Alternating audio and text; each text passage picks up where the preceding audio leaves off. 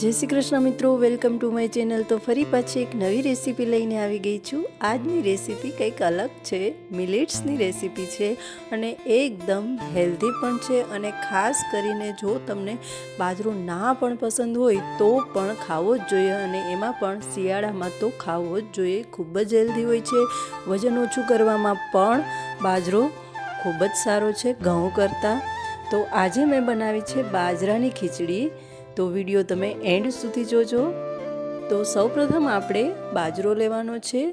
બાજરો અને બધી દાળ, જે મિક્સ દાળ આવે છે એ મેં લીધી છે। આ બધી વસ્તુને 3 થી 4 કલાક અગાઉ આપણે પલાળી દેવાની છે, કેમ કે બાજરો થોડોક હાર્ડ હોય છે, છતાં તમે પલાળો તો પણ એ તો પોચો થતો જ નથી, પણ થોડોક એવો એમાં નરમાશ આવી જાય છે। એટલે આપણે સારી રીતે 2 થી 3 પાણીથી ધોઈ અને આ બધી વસ્તુને પલાળી દેવાની છે। દાળમાં મેં અડદની, મગની, તુવેરની, ચણાની આ બધી દાળ લીધી છે, ફોતરીવાળી દાળ લીધી છે।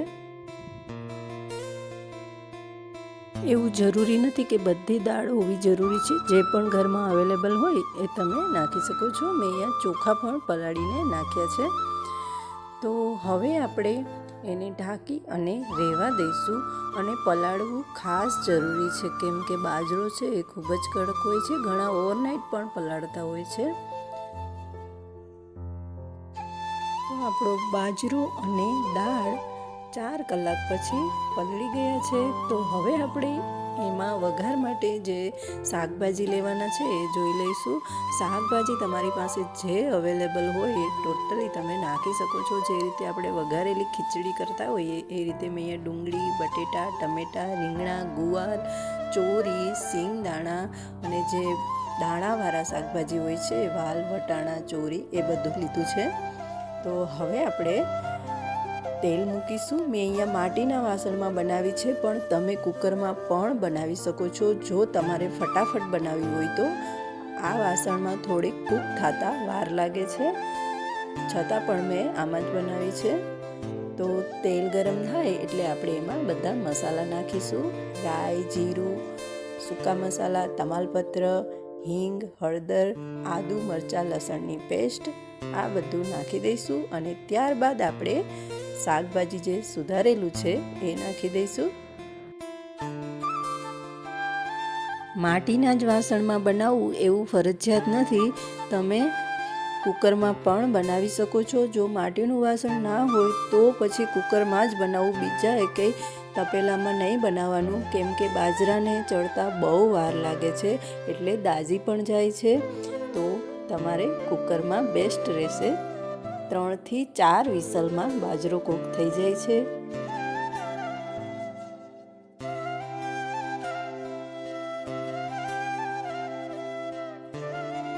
ત્યારબાદ આપણે ટેસ્ટ પ્રમાણે નિમક એડ કરીશું। નિમક થોડુંક ચડિયાતું રાખવાનું છે, કેમ કે દાળ અને બાજરો આવે એટલે ક્વોન્ટિટી વધી જાય છે। તો હવે આપણે બધી દાળ અને બાજરો જે પલાળેલા હતા એ એડ કરી દઈશું, અને બધી વસ્તુને સારી રીતે મિક્સ કરી દઈશું। અને બીજી વાત એ કે જો તમે કુકરમાં આ ખીચડી બનાવો તો સ્લો ગેસ ઉપર જ એને કૂક થવા દેવાની છે, ગેસ ફાસ્ટ નથી કરવાનો। જનરલી તમે કોઈ પણ વસ્તુ કુકરમાં કરતા હોય તો ગેસને હંમેશા સ્લો જ રાખવાનો, ફાસ્ટ નહીં રાખવાનો। સ્લો ગેસ ઉપર ફટાફટ ચડશે કોઈ પણ વસ્તુ, પણ ફાસ્ટ ગેસ ઉપર વિસલ વધારે થશે પણ એ બરાબર કૂક નહીં થાય। તો હવે આપણે એમાં લાલ મરચું પાવડર એડ કરી દીધું છે, અને પાણી પણ એડ કરી દીધું છે।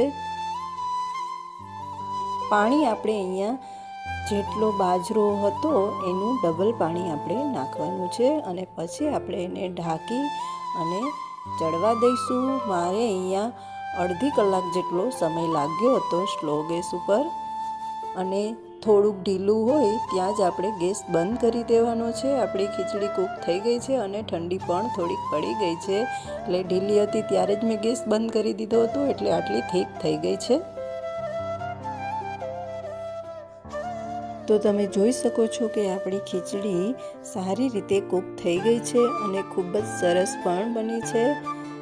તો હવે આપણે એમાં ધાણા જીરું પાવડર, કોથમીરથી ગાર્નિશ કરીશું, અને છેલ્લે થોડુંક એવું હોમમેડ બટર એટલે કે આપણું ઘરનું માખણ એડ કરીશું, કેમ કે ઘી વગર તો ખીચડી અધૂરી જ છે.